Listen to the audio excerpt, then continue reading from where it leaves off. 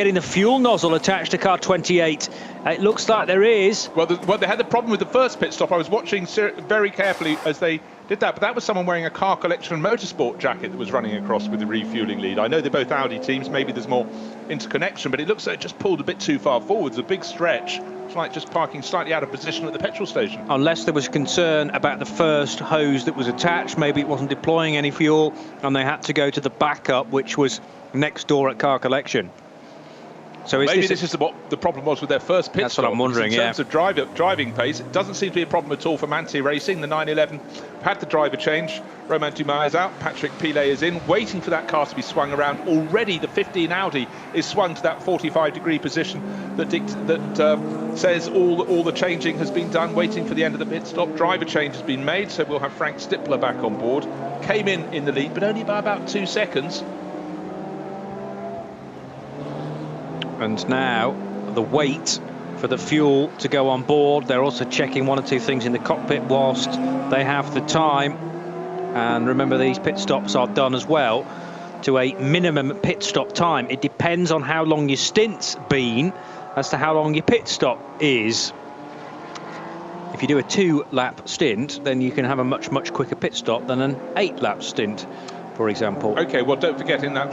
Okay, who's coming out of the pits first? Waiting for movers. Don't forget in that first run of pit stops, the number 12 Manthey Racing Porsche did 1 lap longer, so presumably he had to have a slightly longer pit stop. That's correct, yeah. Now, again, when you look down the pit lane, you've got cars coming in at all angles. They always look much closer than they really are, but come what may, it's a very busy pit lane. And it looks as though the 911 Porsche's got a good position to be in. The number 28 Audi can't see all of the number 15 Audi, the one that came in from the lead of the race, to be handed over to Frank Stippler because other cars are in the way. I'm sure it's all fine, but looks though the 911's going to hit the deck first and go out. But hidden from behind, out comes the 15 Audi. Just misses the back of a mechanic again. I'm sure he was fine running to the pit wall. If anything, the Audi has gained a fraction of a second, and the 28 Audi is also waved into position.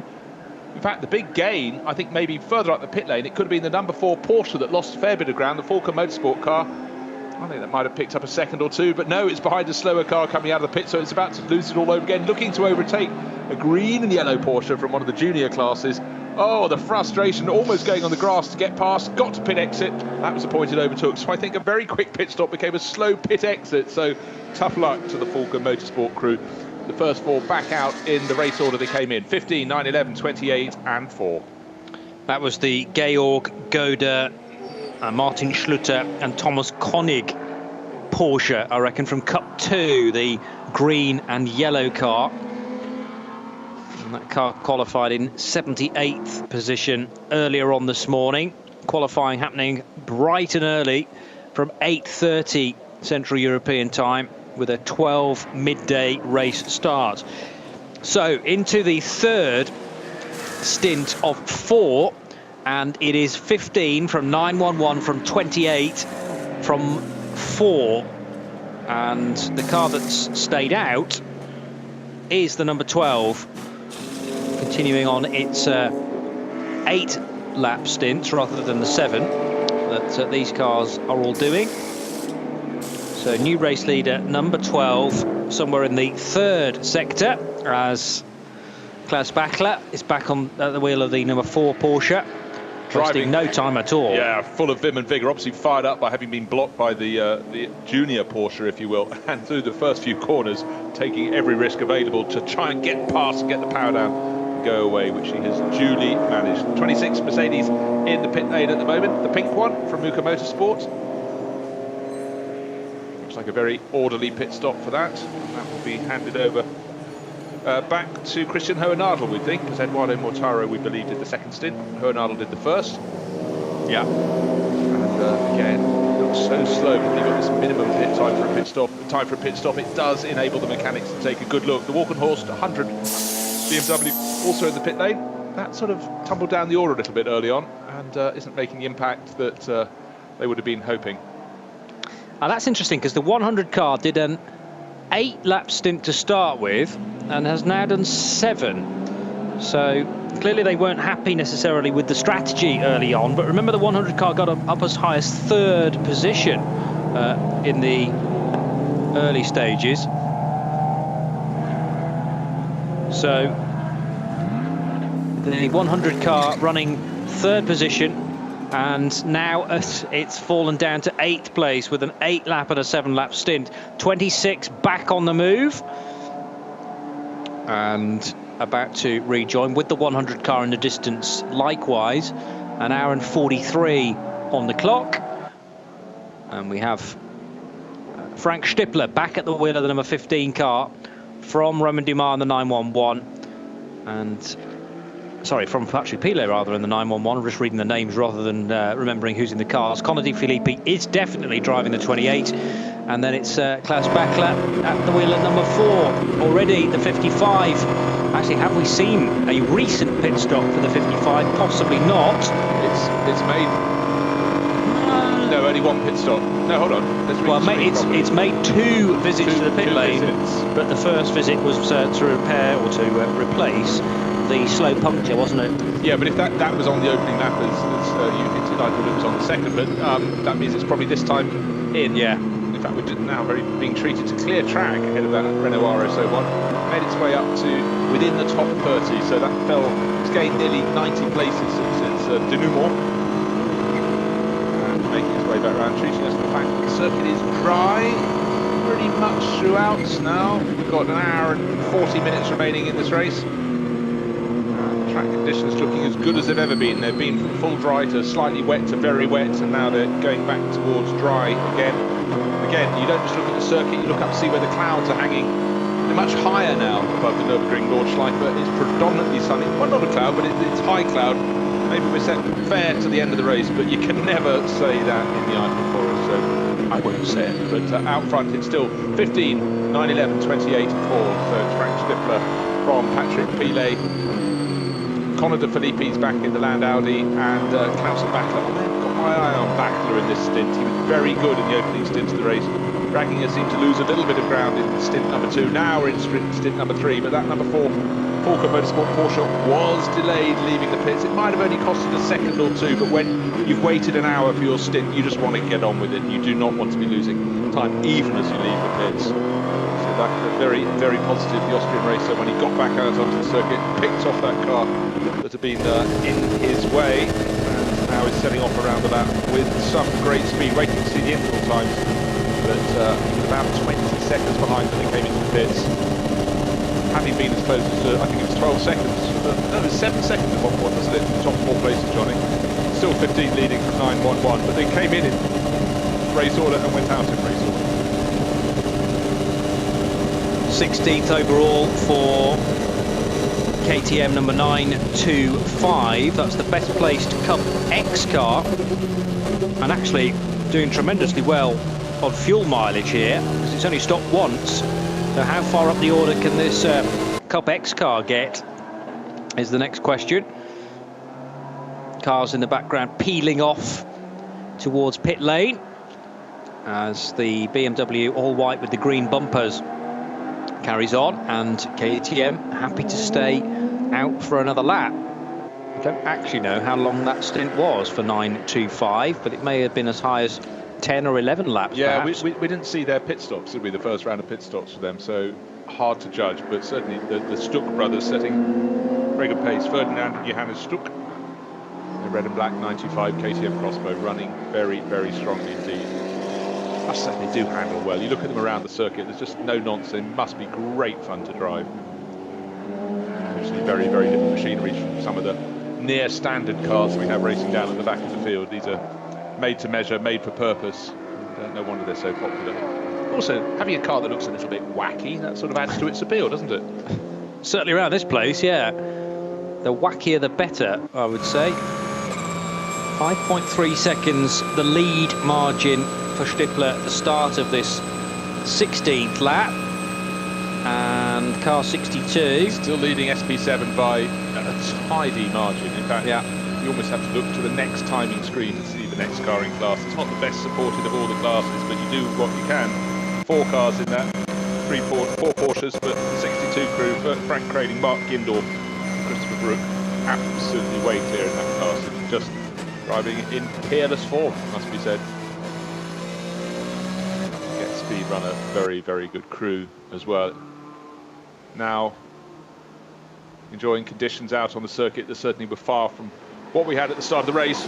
Lead is extended, but the battle for second place is down to about a second as the Opel Manta is passed. Gasly Motorsport Opel keeps out of the way right to the end of the lap. You're going to have about, I'd say, 8-second lead for our E15 Audi, and then there's less than a second, I would think, between the 911 Porsche and the chasing Connor De Phillippi, the American, absolutely flying around this lap. And I would also think Klaus Bachler won't be in shot, but he might be catching the two of them. But certainly that 28 Audi, it's got the pace, I think, in the combination of De Phillippi and Friens to be a race winner. And the fact they can see the race leader just how far ahead, and 8.8 seconds clear of them. I was wrong on my guessing on the times. There are actually 3 seconds between second and third. It looked way less than that, but De Phillippi putting in a very good lap. Indeed, you can't look at the split times because some of those teams were triggered in the pit lane during their pit stops. Yeah, but it was more to actually register whether there's any time lost for the 28, and it doesn't appear that there was, because with the pit stop and then the first sector, it took most of those cars, 412, 413, very little time lost or gained for cars 15, 911, 28 crucially, and the 4 cars. So despite that pit stop for the Monoplast Audi looking pretty frantic, and it looked like they had to switch fuel nozzles, fuel hoses partway through, it didn't actually delay them because these stops are limited by the minimum pit stop time. Yeah, and it cost it's now them time within that time, but there was still enough time to buffer it out and get up there. But come what may, that 28 Audi is all over the tail of Patrick Pilet, who is driving a very quick but defensive line in its path. The big interest will be... It's a 600 car, isn't it? Yeah, well, no, I'd say the big interest is whether the race leader can pull clear.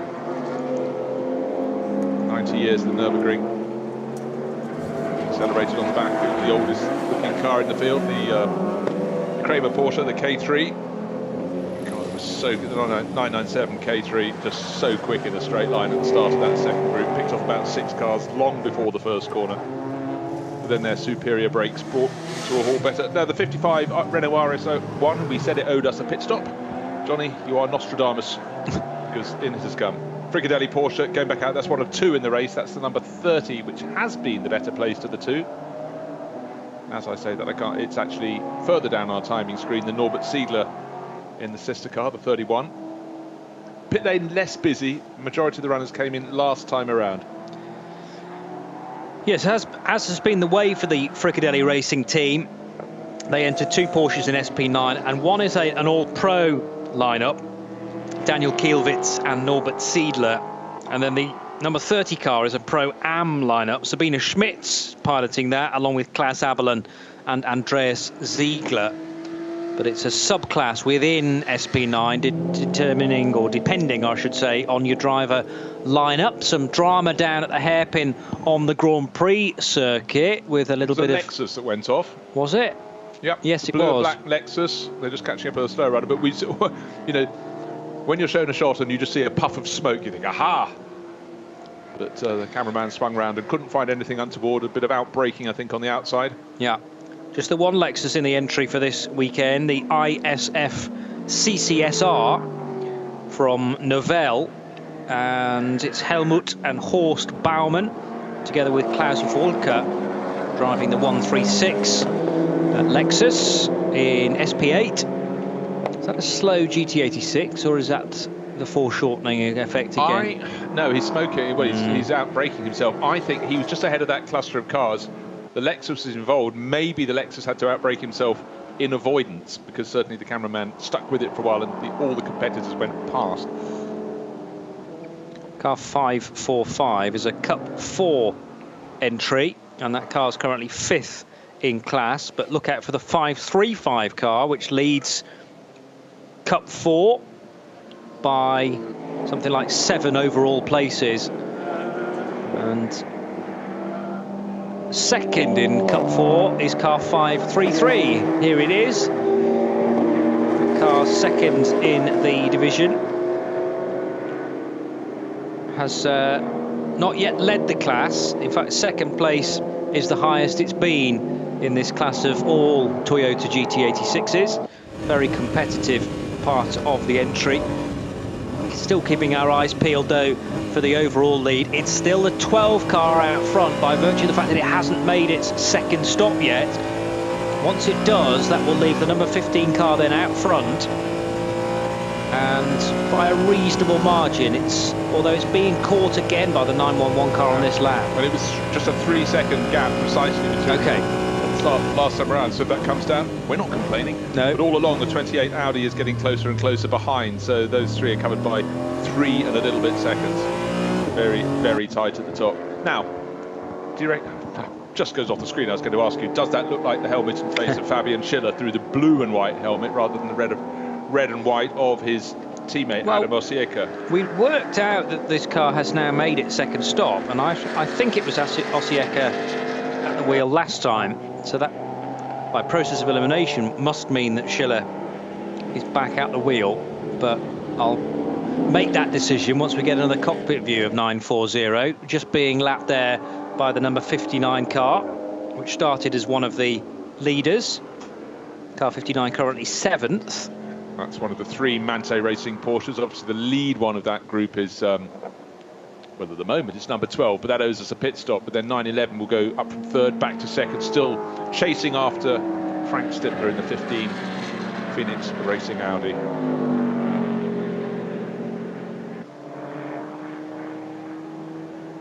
Full sunshine at the Nürburgring. It was touch and go at the start of the day. There'd been a bit of rain early this morning, dampish track before the cars went onto track, predominantly dry once they got underway, but then we had those little flurries of rain, but it seems to have settled down and cleared up, so we know where we are.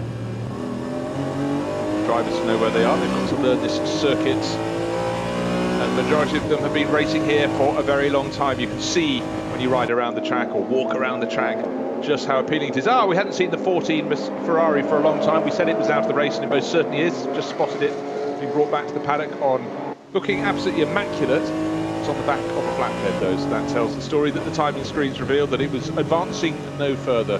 So it was great to have the Octane 126 Ferrari into the mix this weekend. It did really well, qualified 4th fastest, so the pace was there and it kept up in the early stages, but I'm afraid an out of sync pit stop and clearly something untoward thereafter.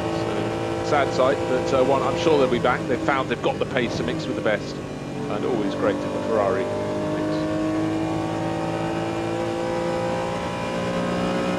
Continues to be dry out of the back. Leading the way overall is the number 12 Mante Racing Porsche, but hello's a pit stop. That is definitely must be coming in at the end of this lap, unless they're just running that very different sequence, Johnny. We talked earlier about how a lot of these cars might have to come in for a very late pit stop.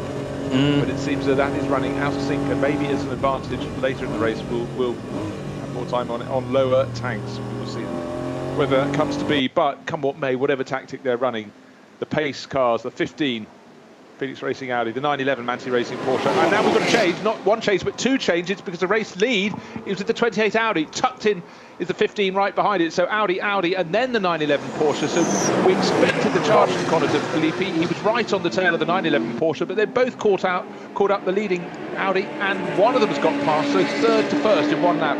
What a tour for Conor de Filippi.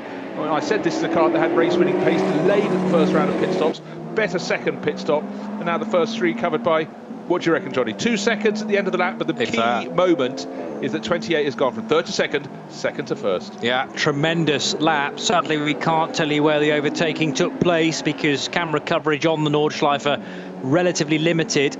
And then we just had a mistake going through turn 1 from number 15, which is the Phoenix Audi. Frank Stippler went a bit wide and very nearly got pounced upon by 911 Patrick Pilet, and that 911 Porsche is so handy through the stadium, looking left, looking right, trying to tuck up the inside. He's giving Stippler a really hard time, and the fastest one of that trio is escaping. So again, Patrick Pilet has a little bit of a look at the inside there of Frank Stippler, sideways through the corner, a real tank slapper and corrective steering needed, but quite why Stippler missed the apex by such a wide margin, I don't really know. The Audi doesn't seem to be handling anywhere near as good as the Dayglow green and yellow Porsche in its wheel tracks. Meanwhile, Conor de Filippi getting stuck in, trying to overtake the M235i class leader, that looked like, the 691.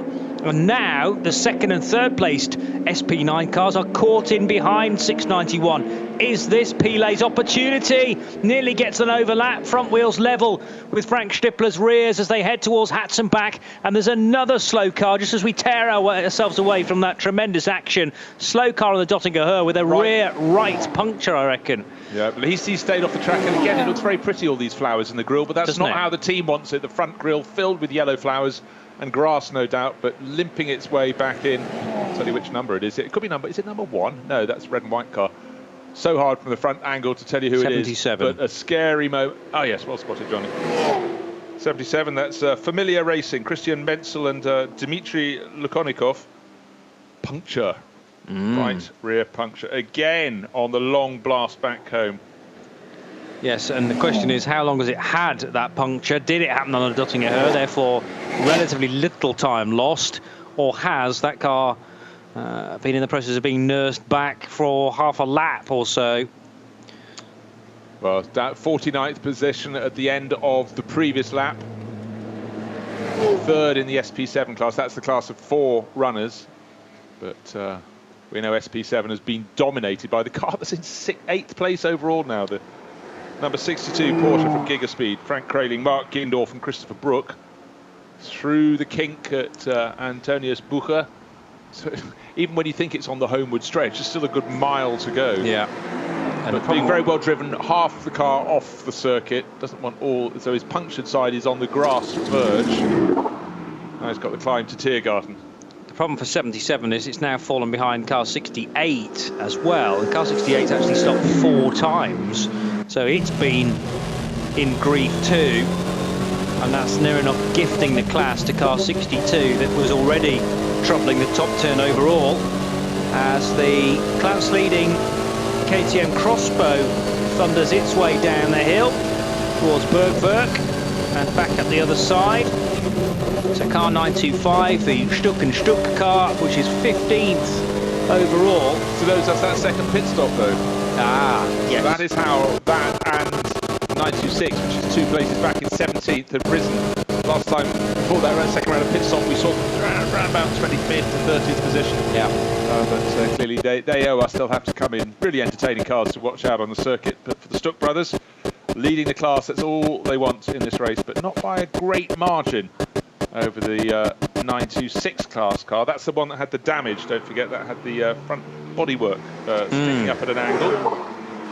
Although I've been reliably informed from various people via Twitter to at Blackpool Johnny and at Bruce Joe Racer 1 that that car had been suffering with the damage to the front for a good hour, and it didn't seem to be slowing its pace at all. So not an hour before we noticed it. Yes, an hour before we noticed it, apparently. Oh, they toy with us. Maybe. But it had been going around for a fair old time with that little bit of bodywork flailing. There's a KTM, looks relatively straight in comparison, which is the 930 car, 4th in class of the 4-car Cup X division. Friedhoff being one of the drivers, anyway, Friedhoff rather, the 930 car. Well, both of the drivers, they both share the same surname. Max and Axel. In fact, on screen we saw Max in inverted commas earlier. Both based in Bergweiler, and qualifying that car 34th this morning. So that now Lonely runs through the hairpin on the Grand Prix circuit and back up the hill towards Vorsteiner S. Meanwhile, what's happening at the head of the order? Last time we checked, it was the 12 car, which is due in at the end of this stop. So that will mean that Connor De Filippi properly will lead the race ahead of Frank Stippler and the car of Patrick Pilet, yes. But will Pilet have got that 911 ahead of 15? Because certainly Stippler seemed out of sorts at the start of the lap. Already he'd been passed by Connor De Filippi, but and De Filippi was clear, but he made a mistake at turn 1 and then a couple of others. And certainly Pilet was sensing blood. He had that charge on, trying to pick his way past into effective second place. And I think he probably would have managed it, but who knows where the traffic might have got up into his path. DB5 continues its charge up the order. Dieter Schmidtmann and the Renault RS01.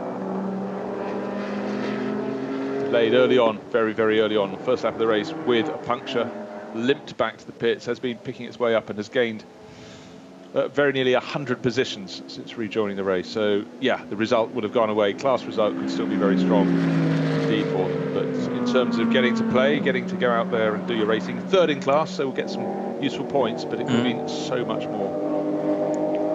Waiting for Conor De Filippi to appear at the end of Sector 4. He should be the first car through because, of course, the 12 machine has now pitted, so doesn't lead on the road.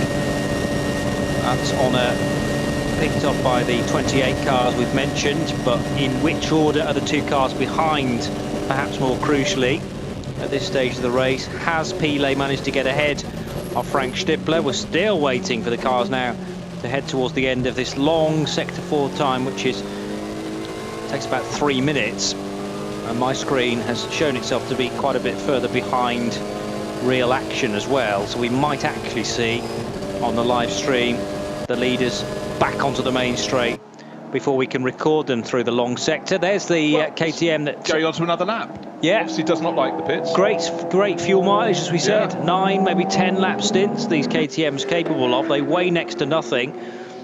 So it is De Filippi ahead of Stippler, and then Pilet through in third position ahead of the Klaus Bachler driven number 4 car, and he's not that far away from the 3 leaders either. So he may have 4 for the lead towards the end of this lap. Here they come now. And Bachler's in the background of the shot. There he is. His chances. He was fired up and lost a second or two coming out of the pit, but the Land Audi's got clear air between itself and the chasing Porsche 911 in the background. He's got to get past the Porsche Cayman, slightly delayed at Tiergarten. Oh, contact with the second place Phoenix Racing Audi. Hit the side of a Seat TCR car, or if it didn't hit, there was nothing between them. The Seat got sideways and Frank Stippler keeps going. 911 chasing them down. Patrick Pilet, I thought he might be closer, but that was a scary moment both for the second place Audi and for the Seat there that went sideways. All has been gathered up. There's about a second between De Filippi and Stippler. Sorry, when I say De Filippi, I meant Stippler and Pilet, who's giving chase. And in fourth place in the background, was he catching them? He was indeed. Klaus Bachler in the fourth place. Volker Motorsport Porsche is catching this duo up ahead of him, but the most important point in this race is the 28 Audi is escaping. He was 4 seconds, 3.5 seconds a lap faster last time around. Made good work through the traffic too. And still trying to work out where the number 12 car slots into the sequence, but let's just see whether there was contact between. Yes, there was. Definitely between the Phoenix Audi and the Seat from TCR, virtually pushing the TCR into a half spin there. To explain where that happened, it was at Tiergarten, and simply at one point the TCR Seat had to turn into the corner. Yeah. The corner, the track was going right and then sharply left, and across the bows of the Phoenix Audi he went. Frank Stippler continues on his way. Wave flags around the side of the circuit. They're blue ones because the battle for second place is coming through. It's the Phoenix Audi just in front of Patrick Pilet, who again in the stadium section, just before they burst onto the Grand Prix circuit, is all over the back of the white and blue Audi. Don't think there was an opportunity to squeeze up the inside there into the Hatson back, but it got very, very close indeed. Frank Stippler, either by accident or design, is racing about half a car's width off the apex, and that just provides just the glimmer of an open door for Patrick Pilet at virtually every corner on the Grand Prix track. I'm sure he's keeping things much more neat and tidy on the Nordschleife, though. But for Conor De Filippi, this is magical because it's allowing him to escape in the lead, even if it's only adding a tenth of a second here or there. He's not having to take the risk, drive out over the curbs, and certainly Pilet is running at risk of going out a little bit further over those curbs and picking up a slow puncture, even a fast puncture. But he is really, really all over the back of the Audi, the 15 Audi from Phoenix. 926, second in the crossbow division. With its bonnet fixed, back in position. Yes. Bonnet straight, they've obviously just pressed downward and go click. Thank you. Some little button studs maybe that pin that back into position, or maybe plenty of tank tape. Is this the 12 car or one of the Fricadelli Porsches that's working its way? I think that's the 12 with more white on the nose. Yeah, and yes, without the Motul sponsorship. So 12 car that was the race leader for the end of lap 17. Should be back in 6th, waiting for it to come up at the end of the lap, very nearly there. So it'll be the 28 Audi, the 15 Audi, the 911 Porsche, the 4 Porsche, the often unheralded number 7 Black Falcon Mercedes. We've seen precious little of that running out around the circuit, and then now Manthey Racing gets its 2nd Porsche over the start-finish line, end of lap 18, and it should be back in the hands of Lars Kern. That's their number 12 car. And how far off the lead is it? I reckon it must be about a minute and a half. Wait for that confirmation. Gap between 28 and 15, first and second, is 1.5 seconds, and a further second back to Patrick Pilet in the 911.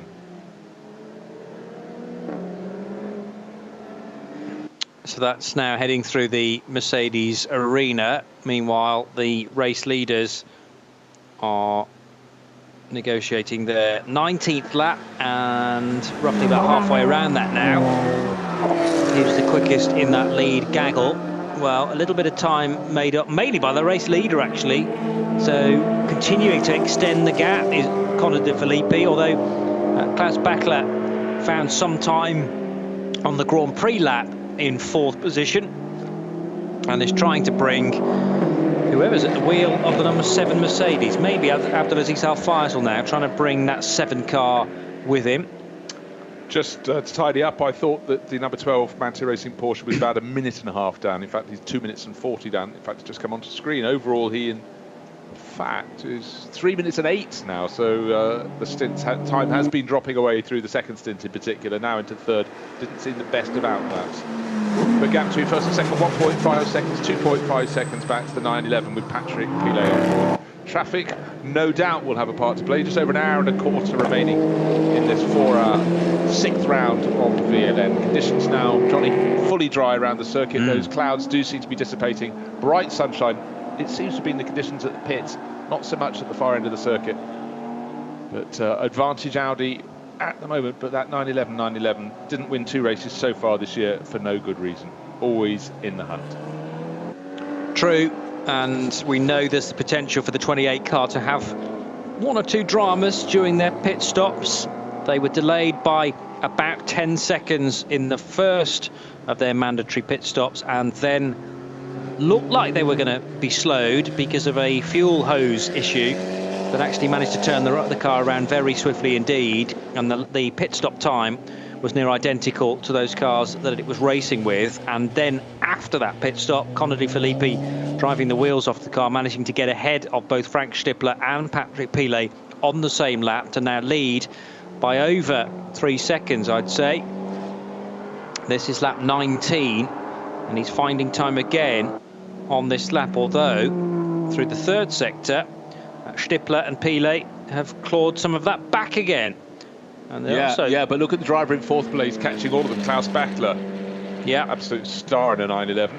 3 seconds found on Stippler and Pilet, but more crucially, 5 seconds found on Connor De Filippi. And bear in mind, Johnny, that the gap between first Connor De Filippi and Bachler was only 7.6 seconds at the end of the previous lap. So by that sort of maths, we should have the top 4 covered by about 2 seconds. Waved white flag, someone creeping in slowly. Is that the KTM crossbow? Yes, it's the black one, all on its own, or is it the black and blue one? It's 9:30. No, it's the Friedhof car. Doesn't seem to be obstructing the race leaders. Just think we saw them in the background of shot coming towards the end of the lap. No, white and blue isn't the Audi from 2nd place. It's the championship leaders, Schuler Etco, running very smoothly in their class. 979.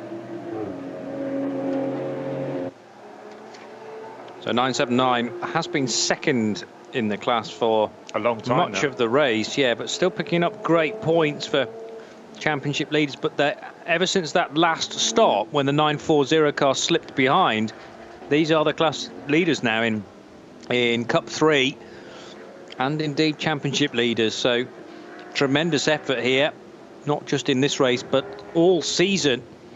That's not confirmed on the screen, interestingly. Still shown as 2nd place in Cup 3, but we have him in the lead of the race. And the top 5 cars in that class have all now made 2 stops, so they're on an even keel there. You were saying the leaders are going to be pretty close. Well, we now have Klaus Bachler up to 3rd position ahead of Frank Stippler and Conor De Filippi under huge pressure from Patrick Pilet, who's parked the nose of that Porsche virtually underneath the rear wing of the Monoplast Audi. Fantastic racing, Johnny. The top 4 running with no cars between them, go past the Renault Clio, dispatched very easily by Conor De Filippi. Likewise, Pilet in 2nd place. Slightly delayed, had to go around the outside line for Klaus Bachler. That will have spread out the top 4, but I still feel it's going to be covered by about 4 seconds on the start-finish line. Another BMW needs to keep out of the way. It does exactly that. So a little bit of momentum lost there by Bachler, but certainly the 911s are coming very good at this point in the race. I really thought De Filippi was going to be able to escape, but there was something about the body language of Klaus Bachler when he came out of the pits and the way he tackled the car in front of him from the outset. He showed he's got cracking form, and now it's getting tighter and tighter. Going to the left of one car and going to the right of another. The race leader, Conor De Filippi, is having to be right on his toes, Johnny. We've had nearly 2 hours and 50 minutes of this race, and still the top 4 are as close as they were 2 hours and 50 minutes ago. Top 3 covered by 2.5 seconds, and in fact a little distance. Oh no, we're waiting for the timing screen to catch up. It's still got Bachler back in 4th place. But what we can tell you, we think it's about 3-4 seconds covering the top 4. 19 laps completed, so this is on to lap 20 now, and the next stint we're expecting to be, well, to another 7 laps for these guys. That'll take them to 21 laps to leave it nice and neat to the finish, depending on how long the final stint will be. There is not a moment to lose. Every possible chance to get straight past the back marker has to be seen as the job to be done. And what we've seen now is Klaus Bachler's caught right back up onto the tail of 911. He's certainly quicker at this point in the race than Patrick Pilet. Now, how much of an internecine battle are we going to have between the 2 Porsches? Different teams, both going for glory. They've been fighting all year in this championship. This could yet play into the hands of the Audis, even the Audi that's fallen back to 4th place. Also great to have the different tyre manufacturers involved as well, with the race leader on Michelin's, the 2nd place car, the 911 on Michelin's as well, the Falcon Porsche, obviously, and the Dunlop Audi number 15, which is the Phoenix car, on the yellow and black rubber. And bear in mind, this race, unlike the Nürburgring 24 hours, the checkered flag comes out at the next completed lap. Once the 4 hours are up, at the Nürburgring 24 hours, the checkered flag goes out, bang on 24 hours, and locks everyone in position from that point onward, whereas we wait for the leader to complete the next lap, effectively, or the lap that the leader is currently on, and that's when the checkered flag comes out. So it may mean a lap distance of maybe 27, 28, or perhaps even 29 laps, and that could prove crucial towards the end. We know these cars could do an 8-lap stint if necessary, though. Okay, finally got the timing screen up to join us. 2.2179 seconds. First to 4th. Unbelievable. 2.2 seconds, let's call it. Let's round it up between friends, as close as you could possibly want it. Yeah. But a little bit of traffic getting in the way. It did bunch it up, but what we did see was the pace of De Filippi to come through to take the lead of the race, but also the pace of Bachler in the 3rd place Porsche. He's the one now troubling Patrick Pilet in 2nd place. Porsche against Porsche. And Ragginger in the turquoise and blue Falcon Motorsports car really has his dander up. He's really closing in on the bright yellow and green 911. Patrick Pilet at the wheel. Even our timing screens can't agree how much difference between the leader and the 2nd place car, though. One screen says 0.499 of a second, one screen says exactly half a second. We're only talking 1,000th, but you know. Johnny, you quibble. Oh, indeed. Something's gone wrong in the system, because I thought they were just direct copies. Anyway, here's the KTM that was second in class with a slight bit of damage, but no one seems to be too bothered about that. Is there concern here? No, the car is away and released right in front of an all-white Porsche, but not so that it was an unsafe release. 685 up on its internal jacks, getting a regular pit stop there. 685 being one of the Cup 5 cars, the MKR engineering machine of Benedict Fry and Victor Schreiber.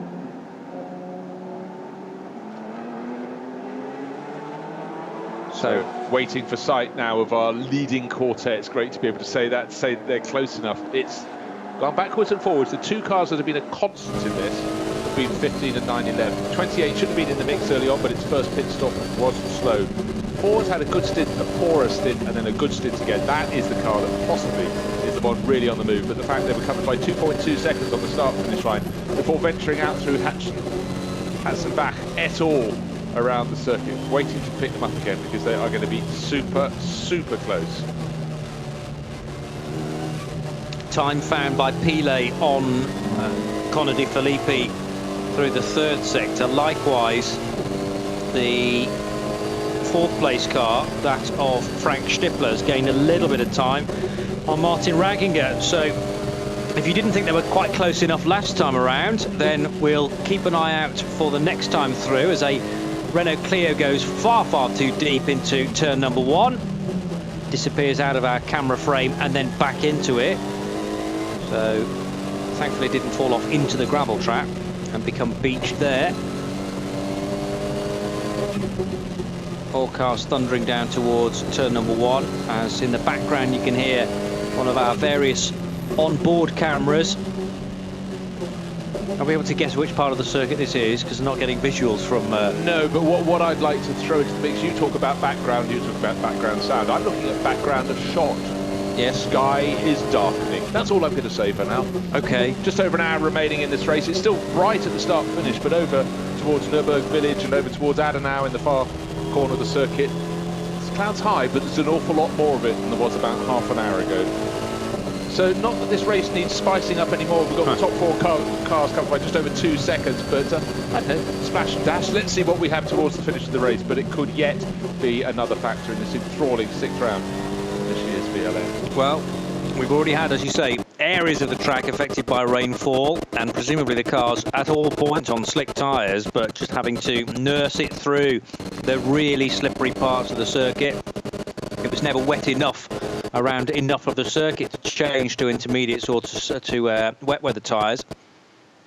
On board with the KTM now, the 925 car, struggling a little bit to beam pictures back to the TV compound, out in the sticks. Well, it still owes us its pit stop, still leading the class, the Cup X class. Meanwhile, sister car, but waiting for this lead grouping to come back into shot. Connor De Filippi, Patrick Pile, Klaus Bechler and Frank Stippler. Into shot they come, but where is our race leader? Has he gone out of shot? I think he just went out the bottom of the shot. No, he's back into second place. So the 911 with Pile on board has gone ahead of Connor De Filippi. Klaus Bechler in third place still, and then right behind Frank Stippler. If it was 2.2 seconds last time around, as the Audi down the straight goes all the way past the 911 Porsche back into lead, as we saw earlier in the race at the very, very same point. But what's up ahead of them? Traffic.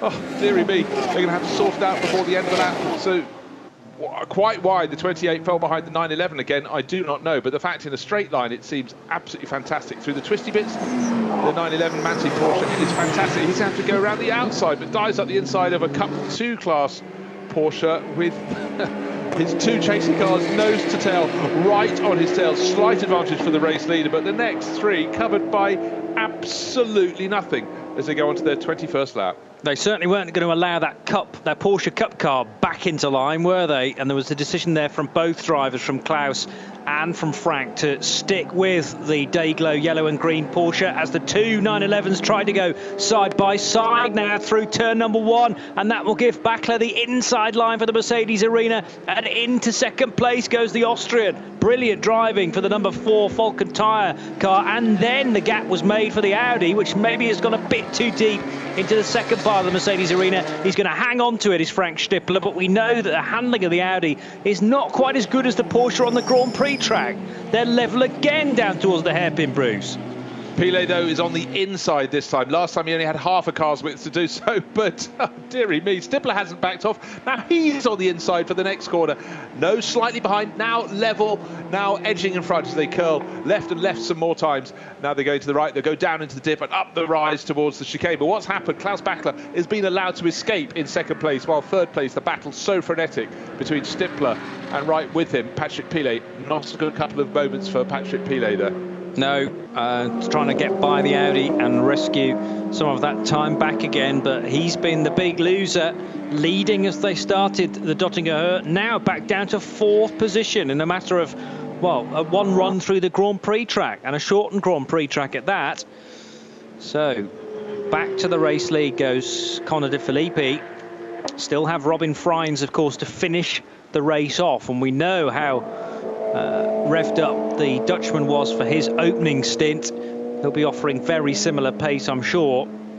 The 28 car looking very, very good. Although we say that every time it disappears onto the hats and back, comes back into view, and it has three for company again. So around the twisty stuff on the uphill and downhill sections, that Audi maybe not quite as quick as it seems to be on the areas of the circuit that are well covered by cameras.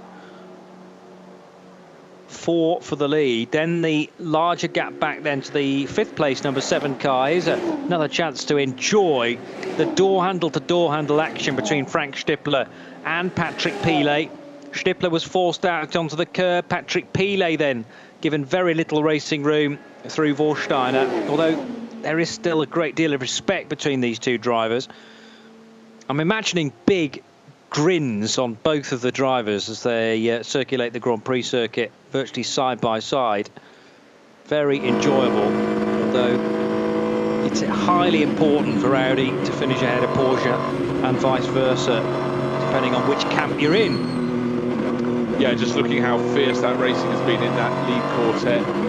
I love the fact it's ebbing and flowing, but it does mean at various points we're trying to regain position. They're having to take risks and put themselves onto bits of circuit they'd rather not be on to get past, but in a straight line, the Audis just look so strong. In the twisty bits, certainly the Grand Prix circuit section, that is where the advantage swings back into the hands of the Porsches.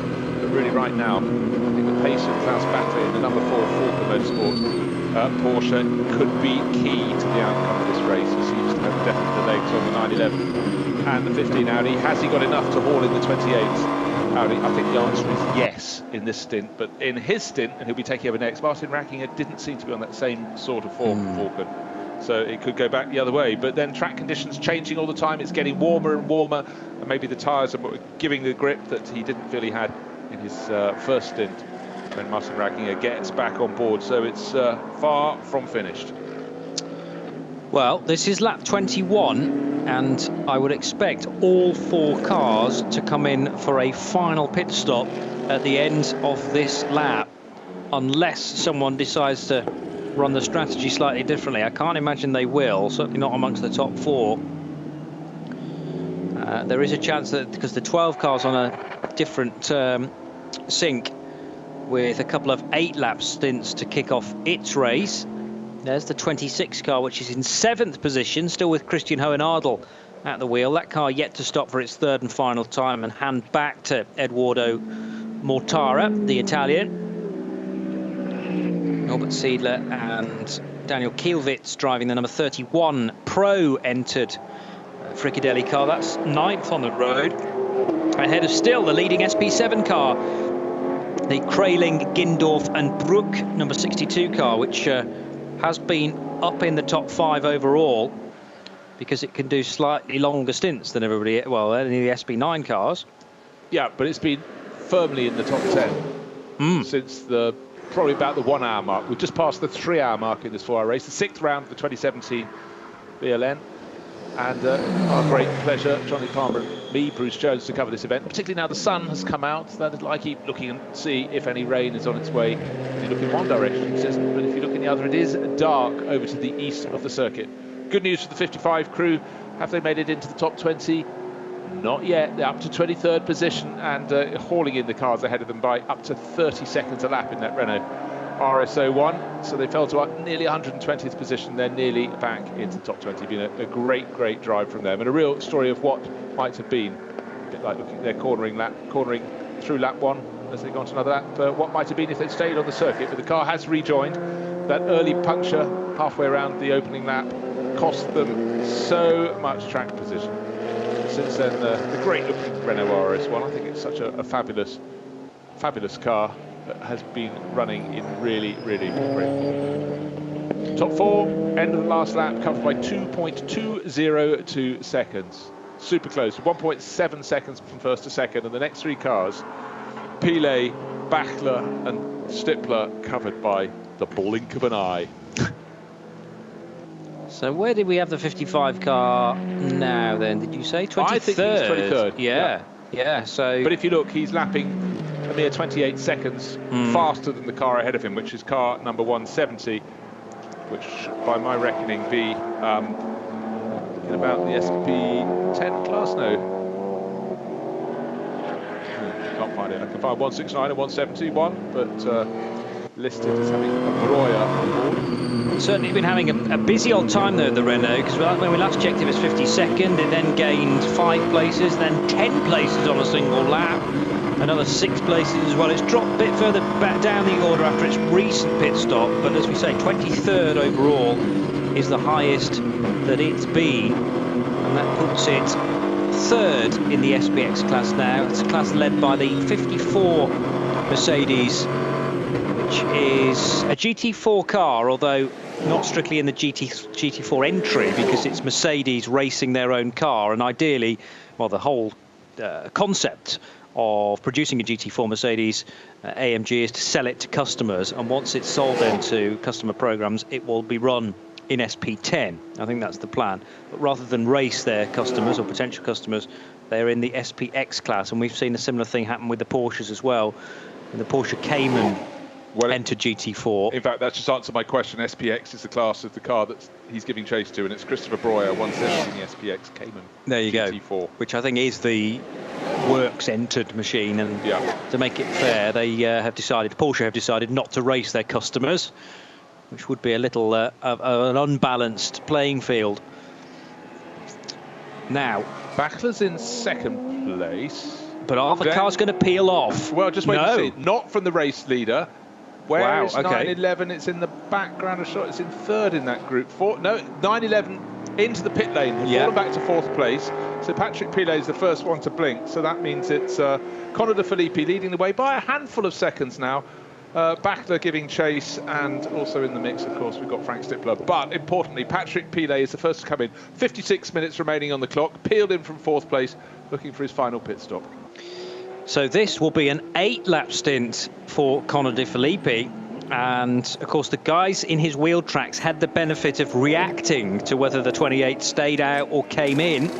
911 deciding to come in despite what the 28 is up to.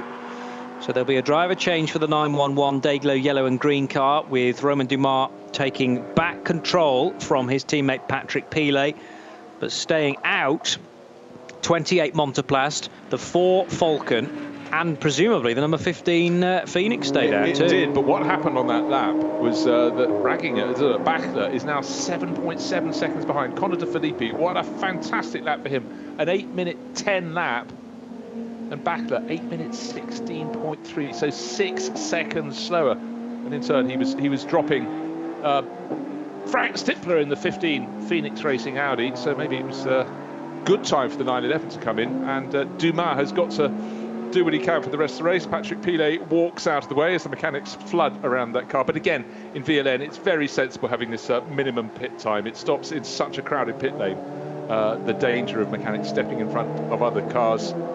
Still busy enough as it is, but that's a very sensible ruling. Still, the fuel is going on board. The tyres have been changed on that 911 for Dumas to come out for the final stint of the race. This is the pole starting car. It's won a couple of the 5 races so far in 2017, the VLN. And Patrick Pilet, his racing day is run, but will he end up on the top step of the podium? Won last time out when the car was shared by Romain Dumas and Mathieu Jaminet, but this time it's Patrick Pilet. And Patrick shared the winning car at the opening round with Dumas, and in fact Fred Makiavicki. They had 3 works drivers on board that weekend. But this final pit stop, with the camera just focusing on it, it looks like it's going on forever, but it's the same for all of the drivers of these top cars. but the other interesting thing is that this pit stop is going to be a little bit shorter than the other 3 guys that decided to stay out, because obviously this car's done a 7-lap stint. The others that stay out, 28, 4 and 15, will do an 8-lap stint, and consequently their pit stop time, their minimum pit stop time, has to be slightly elongated, because it's dependent on how long your stint was. So that does mean, in theory, that this car was running this stint will carry a bit more fuel than they do on theirs, so that it could balance out again. Yes, true. So he's got to have enough to get to the end. They'll come in with a lap fewer to go and play for to the end of the race. But Connor De Phillippi seems to have struck a vital blow on that last lap in particular, having not long taken the lead from Monteplas by Land Motorsport. He really stretched it. As I said, 6 seconds gained over Klaus Bachler, and Bachler was the one I thought was the fastest one in that grouping in the number 4 Falcon Motorsport Porsche, but advantage very much with Land Motorsport at the moment. So 911 back in the race and good to go till the end, but having been fueled, they need to get their calculations right here. It's all about where the checkered flag comes out, although as long as they're in their lead gaggle, should be fine. The drama comes when somehow an extra lap is created. Could be embarrassing, couldn't it? Well, yeah, because when you start a 14-15 mile lap, very, very easy to run out of fuel. It's not as if it's a 2.5 mile circuit. So we'll wait and see. I don't have the brain capacity of our friend and colleague Paul Truswell to be able to work out how much fuel needed to go in that car and how many laps they're thinking about over the next 52 minutes. But what we do know is we haven't yet seen stops for the race leader, the 2nd place car on the road, the 3rd place car on the road. The 911 though is good to go to the finish now and already making strides through traffic. Now, because it had fallen down towards the tail of that group, was that what forced them to come in a lap ahead of their opposition, or was this something they had already planned to do? I'm not sure. I think it's the former rather than the latter. I think it's a roll of the dice to try and get them past the grouping and get Romain Dumas back on board, who has been the star driver in the star car of the championship in the SP9 class. Of course, they're unlikely to have the overall winner of the championship, that being from one of the junior classes, and as we know, coming here to the Nürburgring, it's 979 racing in Cup 3, the Porsche Cayman GT4 Club Sport class, that holds the championship lead and is 2nd in its own class. So another helping of points will really put them in a very, very good position as they go on towards the end of the season. The Cup X class still led by the 925 KTM Crossbow. 926 giving chase, that's the green one, the red one of the Stux 925, and the black and green with Arnie Hofmeister and Benjamin Maziatatis giving chase. But just in terms of pace, the Stuck brothers see that better balance as a pairing and a bit better, and are eking out their advantage. That was such a strong lap from Connor De Phillippi, 8 minutes 10. That's only 3 seconds, 3 seconds and a little bit of change, slower than the very fastest lap they've done in that car so far. And lap times, well, sector times rather, favouring the car that leads on the road, Connor De Phillippi, just extending the gap very slightly on the 2 cars behind. 7.7 seconds was the gap at the start. It may be much closer to 8 or 9 seconds as a leading margin. But remember, it's all going to concertina up at the end of this lap, as Connor and Klaus Bachler and Frank Stippler will all need to stop. There's drama there for the Cup 3 entered 970 car, which is stopped off the circuit. I'm just trying to work out where exactly that is around the track. And it's early on the Grand Prix loop. Yes, it looks like it is. That's at turn 1, isn't it? As the car's slow on the inside of the first corner, and car 970. Well, he's gone round the first corner and peeled, just kept on turning right to get into that slip road. Very unusual location for a car to end up, but well done for getting off the circuit out of the race. Yeah, 970 is a Cup 3 car and in 9th position. Here comes the Opel Manta from Kissling Motorsport, car number 617. he says, hurriedly trying to remember. And that was leading its class the last time we checked. Let's just see how it's doing in H2. Yep, still out front in a 3-car field. And here's the 55 Renault. That familiar engine note. Over the road bridge goes that car. Into the top 20, 19th place last time around, so another 4 places gained on that lap. Heading for Flugplatz. And through that very fast right-hander goes the car. And he's chasing after the 926, that's the 2nd place KTM Crossbow. 2nd place in that class. Marley Hoffmeister and Matthiatis. Through the Kinkerschwedenkreuz and down towards Arenberg, where last year in the Nürburgring 24 hours this area of track was hit by ice from falling hail, and it froze on the track and sent cars spearing off into